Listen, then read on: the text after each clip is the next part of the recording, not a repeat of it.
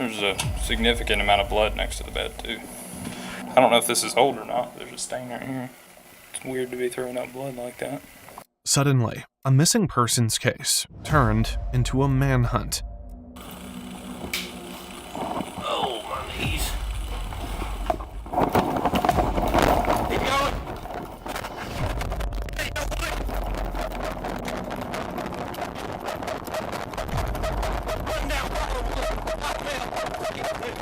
Why did Brandon run? And what exactly happened inside that bedroom?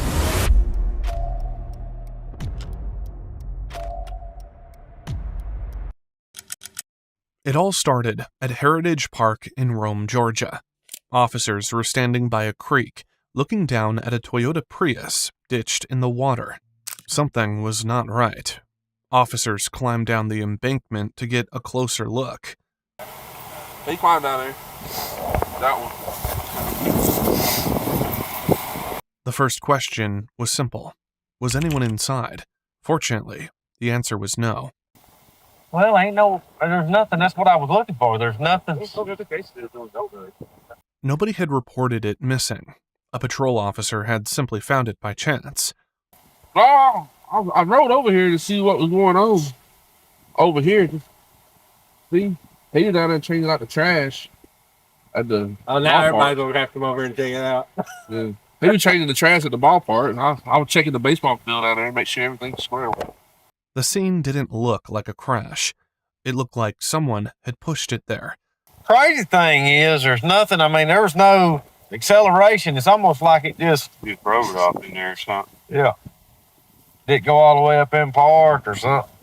Yeah, I mean, there's lights on like it's, but it ain't running. It felt like someone was setting up an insurance claim. Well, somebody done got them an abandoned vehicle, of course. The license plate was still visible. Officers ran the tag and quickly got a name back. 21-year-old Aaron Davis. They tried calling him, but his phone was off.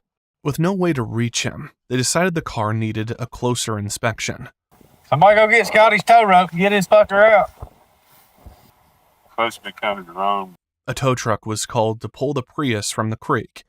But before it arrived, officers managed to track down Aaron's father. They wanted to know why his son's car was sitting in the middle of a creek. And then was going to go up to visit his girlfriend in Alabama after that. Okay. Yeah, can you see if you maybe can get a hold of him and check in with him, see where his car is supposed to be? Yeah, so you just found the car abandoned there? Yeah, it's actually off in a little ditch. We're in the process of getting it out. I don't think there's anybody in it right now. Okay, let me call him and see what's going on. I'm sorry. This is the first time hearing about it. Okay. Aaron's father had no explanation for the abandoned car, but he did have information that would change the direction of the investigation. Son's name's Aaron Davis. Supposed to be coming to Rome to see some friends and going to Alabama to see his girlfriend. I don't think he made it there. Nah.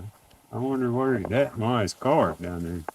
According to his father, Aaron had driven to Rome to visit his longtime friend, Brandon Risner. Aaron was a student at Brigham Young University, and he had driven more than 60 miles to see him here in Rome. All right, I spoke to the registered owner. His son's supposed to be driving it. He's in the process of checking with him. Aaron's plan was simple. After seeing Brandon, he was supposed to continue on to Alabama to visit his girlfriend. But after leaving for Brandon's house, Aaron disappeared. And now officers found his car. Aaron's father filed a missing persons report. What started as an abandoned car investigation was now becoming something much bigger. The next call the cops made was to Brandon Risner. Hello?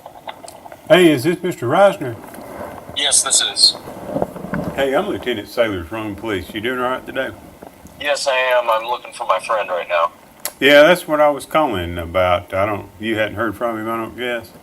I have not. I've tried calling him and it's just gone straight to voicemail, and I heard he was at Heritage Park, so that's where I'm at right now, so I'm looking around. Do you guys know where the car was?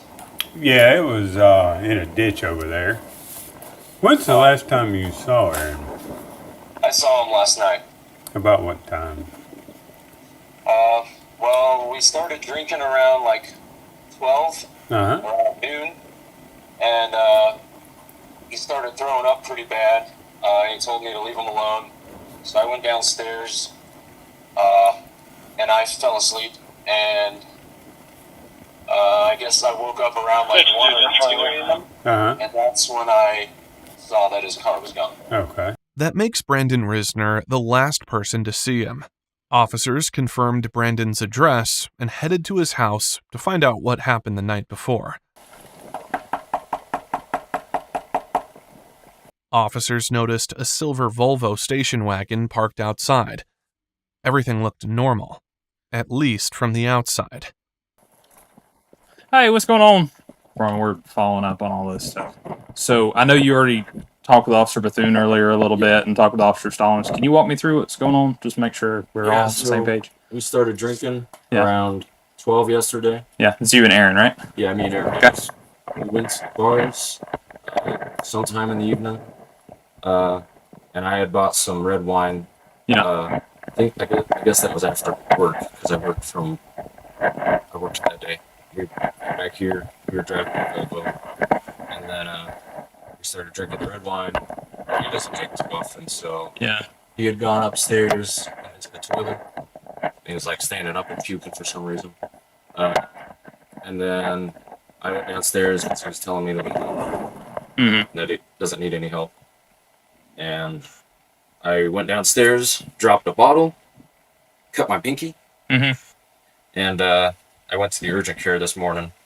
And then, I bandaged it up, took a shower, went to bed. Okay. And then woke up 1 to 2 a.m. around that time, and his car was gone. Brandon's story was straightforward. Aaron had simply left the next morning without saying much. And no one else was here during that time? Do your parents live here too, or you just live here by yourself? They do.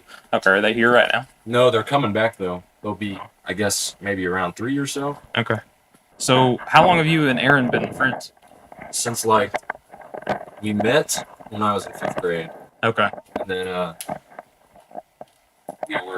we became more, close friends, I'd say, around freshman. He explained that the two had been friends for years. Aaron had recently graduated from Brigham Young University and wanted to celebrate with him. So when was the last time you talked to him? When he was upstairs in the bathroom? Okay. Did you go to sleep after that? Around what time do you think that was? I'm not sure. Maybe, Track between 10 p.m. to 12, maybe? somewhere between 10 and 12? Okay. If Brandon looks familiar to you, there's a good reason for that. Brandon had worked as an actor and appeared in haunted house attractions. Where did you sleep? In your room? I slept in my room, yeah. Is that upstairs as well? No, it's the far right-hand corner of the house, Okay, I got you. And where was he at when you saw him? up yonder. Over time, the two friends had gone in different directions. Aaron left for college, while Brandon stayed behind and focused on acting. So you've been knowing him since you were in 5th grade? It's a long time, man. We've gone to the same church, Okay. Church of Jesus Christ of Latter-day Saints. I've kind of drifted away a little bit. Yeah. And he would drink occasionally, but he's still, staying with the church. Yeah. So he didn't drink a lot because of that. Yeah, so just occasionally. So I imagine the alcohol poisoning. It's possible, yeah. Puking horribly. How much did you drink, do you know? We had the whole thing of wine. Did you all share it pretty much evenly? I'd say so. Okay. And we had some beers. How many beers do you think you had? 2. Okay. If Aaron was drinking heavily, maybe he wandered off and did something unpredictable on his own. It was a theory, but officers still needed facts. Do you have any problem with us checking inside the house? Nope. No problem at all? So you're okay if we go in there and walk around just to take a look? Yes. Okay. You mind hanging out with Officer Bethune while I do that? No dogs or anything inside, right? No. Well, I'll get a consent search of the residence.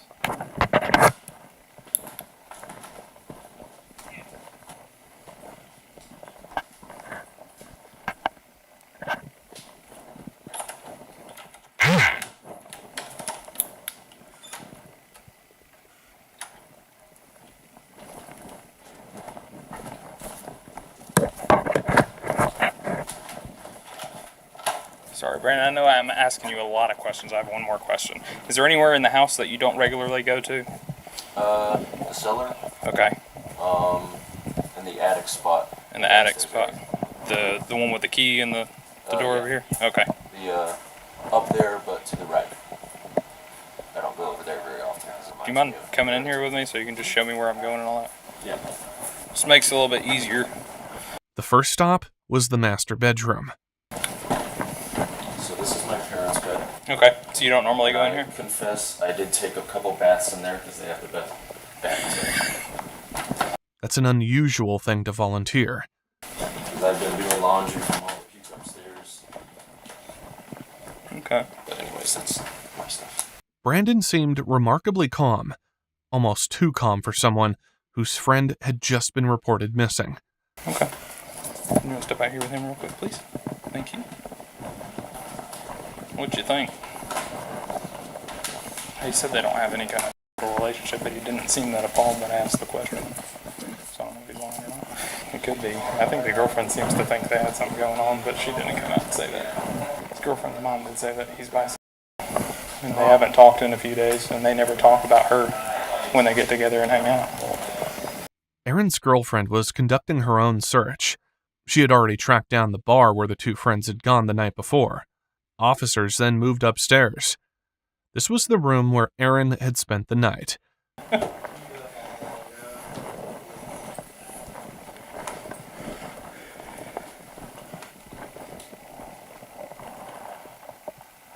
That's where they found the first clue. There's a significant amount of blood next to the bed, too. Decent. More than just vomit. All the way over here. Looks like it's been there a while, but he could have been throwing up blood, I guess. It's weird to be throwing up blood like that. Not to mention, if he had alcohol poisoning, he wouldn't have been able to get up and move around this morning. Especially at 2 or 3 in the morning. Things started unraveling fast. The room smelled strongly of chemicals. The cleaning products immediately caught the officer's attention. I didn't see any drag marks or anything downstairs. Because if he's not very good at cleaning stuff up, he would have missed that too. Then they saw more blood. Not just one stain, several. And they weren't confined to a single spot. I don't know if this is old or not. There's a stain right here. While officers searched upstairs, Brandon remained downstairs with other deputies, waiting. My stepmom works in the hospital. She's a doctor. My dad sells software. I don't know what kind of software. That's like my buddy. He's like, I sell software. I'm like, what? It's old. Yeah, this is correct. That may be something down there. I don't know. I can't tell from here. It's red. I shoot a cigarette roll and this is game over. Yeah. I've had people, I've seen it firsthand in the military. Well, I didn't see it firsthand. I've seen a lot of guys in the military said they got hurt while jumping. When the cops came back, everything went silent. Brandon now felt the pressure, the blood, the chemicals, the cleaning supplies. Those were questions Brandon would have to answer now. And that's when this happened. Oh, my knees.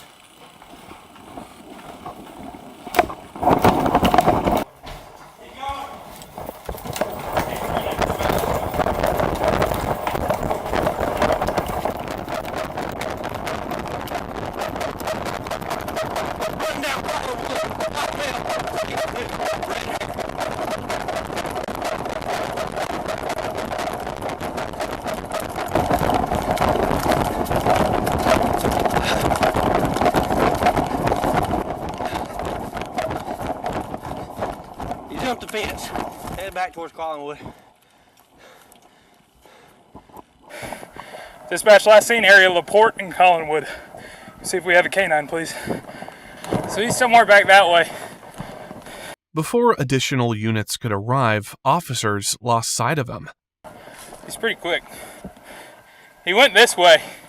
I know where he went after that. What started as a simple interview was now a manhunt. Officers spread out through the neighborhood looking for Brandon.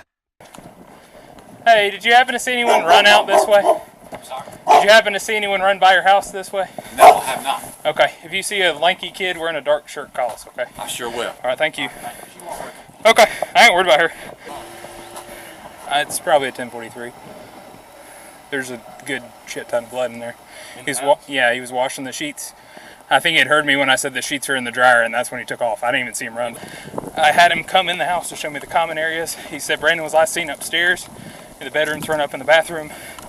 Walked in there, saw a few spots that could be blood on the bed, looked around the side, tons of blood that he was trying to get up with bleach. Backup units flooded the area. One officer was assigned to watch the back of the house while others searched nearby streets. I think I just saw him on that street when I was coming over here. Yes, yes. He was on the street before this one right here, but I was coming over here to get the backyard.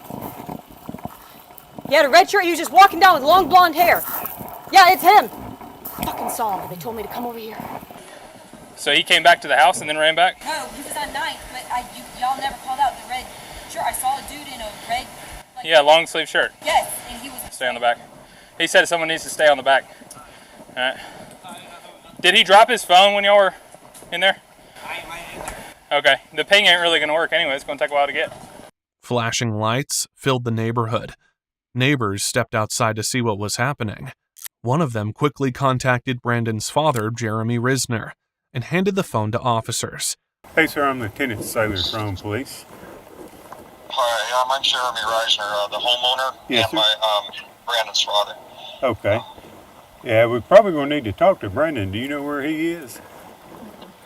No, I thought he was still at home. Now, earlier we had told him to make sure to keep his phone on, keep it handy, and to, maybe drive around the areas where they normally hang out and try to look for him, for Aaron. Okay. But no, Brandon's not answering the phone. We're trying to reach him. Okay. Does he have any kind of Live 360 or Find My Phone app that you might could get us his location for? I can try. I've located his phone before, but I used his laptop in his bedroom to do it. We're still about an hour away, working our way there. Okay. Jeremy had no idea his son had run from police. He didn't know Brandon was now at the center of a possible homicide investigation. All he knew was that officers wanted to speak with him.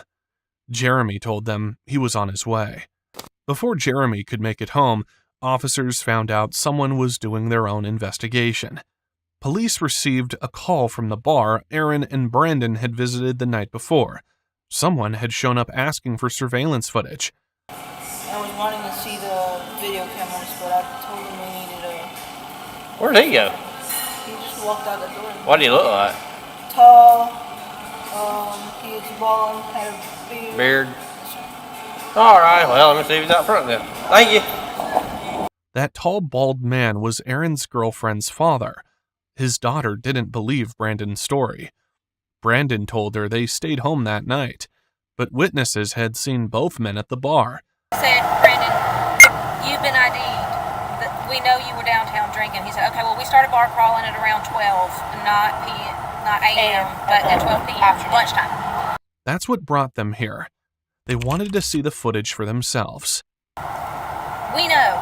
So, if you really want to be of any help, our friends are down there. Go down there and meet them. Walk up and down the strip with them. Show them everywhere that you guys went and all the things that you did. And he hasn't shown up. He's not here. What they didn't know was that Brandon was already on the run. Was he not at home when he's gone right now. While officers were sorting through these new details, Jeremy called again. He was still driving back to Rome. So Brandon's car is at the house, is that correct? The Volvo wagon? Yes, sir. Mm-hmm. Are you guys in the house? No, sir, not right now, but we will be. Just, be completely straightforward. We're in the process of obtaining a search warrant for the residence. And so he hasn't answered the door or the phone or anything? You guys have rung the doorbell or anything? He was here. He was here at one point, but he decided to run off. He fled on foot, so he's out and about on foot somewhere. Yeah, he outran a couple of our police officers. So he ran. He literally ran. Yes, sir. Very fast. Officer, Brandon has panic attacks. He's on medication he's been diagnosed with Tourette's and OCD, and he has severe panic attacks. Okay. Jeremy understood the seriousness of the situation, and he headed straight home.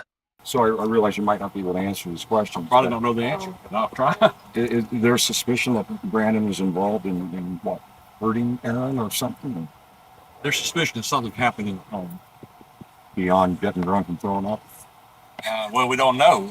We don't know. I mean, honestly, a couple of officers have been in and just done a quick survey of the home, trying to figure out what's going on. And I've not been in there to even look at it. So.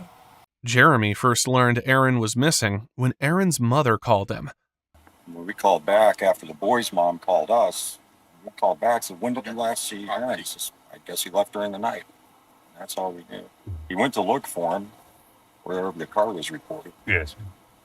Once investigators obtained a search warrant, they locked down the house and began the examination. It didn't take long before they realized something terrible had happened inside that bedroom. Hey, on the right side, there's blood on that. Oh, it's blood splatter. Look. It's, look. Well, yeah, I noticed that. It's right there. Oh, yeah. Right there. Yeah. Yeah. Blood splatter was visible on the ceiling and across the carpet. There were also signs that someone had tried to clean it up. Brandon was probably in the middle of cleaning the room when officers first arrived. Despite the amount of blood, investigators found no indication that a gun had been fired inside the house. The suspect also had a cut to his finger underneath. How did you find that out? He told me that. So he volunteered that information. He said he went to Harbin Clinic. They told us that he's mental, has OCD, has like anger issues and stuff like that. They thought maybe he was schizophrenia. They thought maybe he was suicidal. He didn't really give off that vibe to me, but then again, it seems like he murdered someone. One thing was noticeably missing from the scene: Brandon's phone. It wasn't anywhere inside the house. Brandon must have taken it with him, and the cops were already trying to track its location. Then Jeremy called. Where'd they find the phone? Just say he pinged it. It pinged somewhere in this neighborhood. Track and find it. Want to find my iPhone or something? Yeah, I guess so. Jeremy found the phone in the neighborhood, discarded on the ground. And I found his phone in the neighborhood just now. There's no sign of him anywhere. Okay. And for what it's worth, outgoing and ingoing messages, he's been asking other friends about if they've seen or heard from Aaron Davis. So I don't know why he would have ran. I think he's just scared, panic attack. I don't know, but anyway, that's all I got for you. So let me know. Would it be possible for you to let one of the officers take that phone so we can preserve it in case it's needed for evidence? Yeah, I can work my way that way. I'm on foot, but I'll get over there eventually. Yeah. Jeremy agreed to turn the phone over. Up to this point, he had done everything to help investigators locate his son. But after spending some time looking through the phone, his attitude suddenly changed. What's the status? All right, so first of all, I understand you found his cell phone. That's right, and you want to turn that over to us? Maybe. Okay, all right. Yeah. I do. My gut says yes, but at the same time... Yeah, I mean, we I don't know. We'll probably need to go through it and see at least maybe where he's been today. Right. Just 30 minutes later, Jeremy refused to hand the phone over. Why the sudden change? Had he found something on the phone? However, there is a significant amount of blood in that upstairs bedroom on the carpet. Then Jeremy asked a very specific question, and it didn't seem to come out of nowhere. Can you tell me if there's evidence of a fight? At this point, I really don't know. It's possible. Was there a broken glass up there? I didn't see that. Yeah, I've not seen that. So. Why was Jeremy asking about a fight and broken glass? I've looked through it, and he's reached out to friends throughout the day, asking if they had heard from Aaron. Okay. Some texts back and forth. Maybe something helps then, I know. helps him, I know. But I can't promise you that because I don't. No, I know. Yeah, I don't. All right. Well, yeah, I'm going to keep walking. Okay. Jeremy had been cooperative all evening. Now, he seemed protective. Because he doesn't know what's going on. But he seemed a little shocked that we're at his house. He seemed respectful in the sense that he was okay with us being at his house and doing what we needed to do. He may just be covering for his kid. He's got to be. Him having the phone and it not being shattered tells me that his son handed it to him. Something on that phone is driving Jeremy's decisions. He said he found it. I don't know. I wasn't out there when Randy got it from him. Yeah, he said he found it. Where did he find it? So maybe they met up with their kid. And, yeah, who finds a phone like... Just Yeah, even if you have Find My iPhone, that's not that exact. Where you like, oh, here it is, you know. Also didn't appear to have a shattered screen, which means it probably didn't fall out when he was running. where he's at, and he doesn't know. I don't know. Nothing like that. I don't know. He had to have dumped the body somewhere here with a car. I think he's the driver. Unless he went somewhere else to dump the body, and then he just wanted to get rid of the car. Search teams continued looking for Aaron. They conducted grid searches around the area where the Prius was found, but there was no sign of him. He wouldn't have gone out in public. They've been out, but you know they don't have to show that affection when they're out in public. That's true. Buddies. Could just be buddies, yeah. Investigators learned the two friends had spent part of the night trying to meet two blonde girls at the bar. With that, the motive became even harder to understand. Aaron was missing. Brandon had fled, and the reason behind it all was still unknown. This mystery came to an end. Jeremy called the investigators. He found Brandon, and he was ready to surrender. I'm Detective York. And you're with Brandon. Rachel. Jeremy. Thank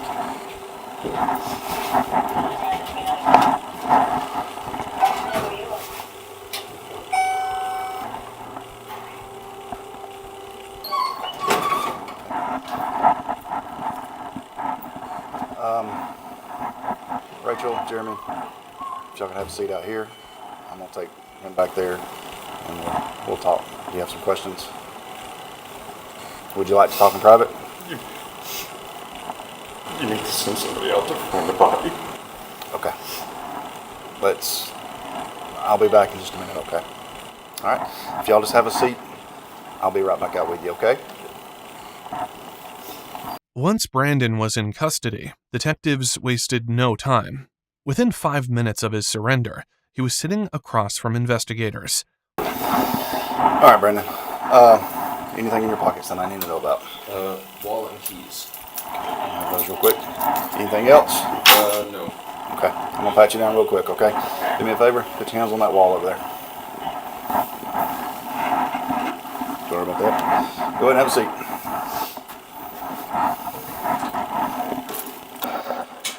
I'm Detective York. Detective York. Yep, that's me. So before we get started, got some paperwork you gotta fill out. The interview started, and he was read his rights. You have the right to remain silent. Anything you say can be used against you in court. You have the right to talk to a lawyer for advice before you are asked questions and have him with you during questioning. I would like a lawyer. You would like a lawyer. Okay. Okay. All right. Sit tight for just a minute, and I'll be right back with you. He chose to remain silent. His parents, however, were more than willing to speak with detectives. Is there anything that we can do for y'all right now? You need to find my body and take you out. Try to show you. I'm sorry. I can try to show you You can try to show us. the general area, yeah. Okay. And where might that be? Old East Rome. There's an old cemetery up the hill. You turn left. Trendle, something like Trendle. For the first time, someone openly confirmed that Aaron was dead. Jeremy also told detectives Brandon had been pulled from college earlier that year because of his mental health. He was having anxiety attacks. He was having suicidal thoughts. He was having visions. We brought him home to make him safe. Detectives wanted to know exactly what happened and whether Brandon's parents had any involvement. But according to them, they were out of town the entire time. Got a call from Brandon this morning, 9 or 10. Called Rachel here. Was asking about phone. So they had drank. Been drinking since noon, said yesterday. He didn't want Dad finding out. He put his mom upstairs in the carpet. Yeah. That's all we heard. Then an hour or two goes by. Boy's mom calls us. When Jeremy called Brandon, he got the same story everyone else had. I told him to go where the car was and start looking for him. It's his best friend. Meantime, we packed up. We were on vacation. We packed up and hightailed it here to try to help look for Aaron. But one question still remains. Why? What could have led to this? If it was in self-defense is one thing. If it was a fight that got out of control, drunk, out of control, I don't know. I think he's unbalanced. He hears things. He sees things. Detectives knew they couldn't simply accept every explanation being offered.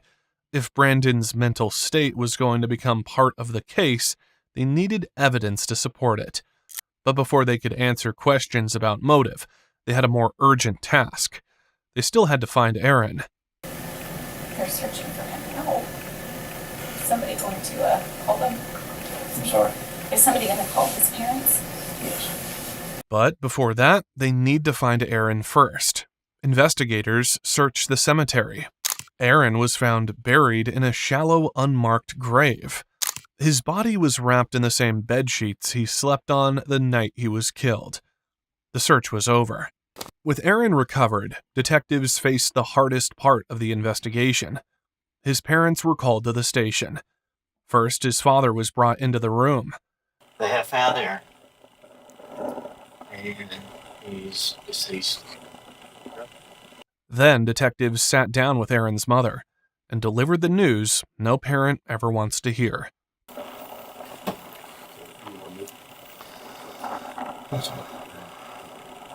Did we find him?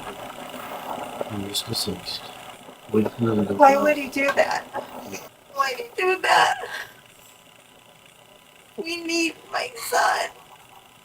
The investigation eventually led to a conviction. Prosecutors established that Aaron had been stabbed and disemboweled.